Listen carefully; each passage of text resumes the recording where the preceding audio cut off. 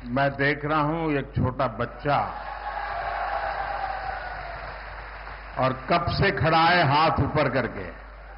बेटे थक जाओगे, आप अपना चित्र मुझे दे दीजिए, पीछे अपना एड्रेस वगैरह लिख लीजिए, मैं आपको चिट्ठी लिखूंगा और मैं एसपी जी को कहूंगा कि इस बच्चे का जो प्यार है, आशीर्वाद है, वो जरूर ले लीजिए। यहाँ ये मैडम भी कुछ देना चाहती है लग रहा है, वो बड़ा किताब बना करके लाई लगती है।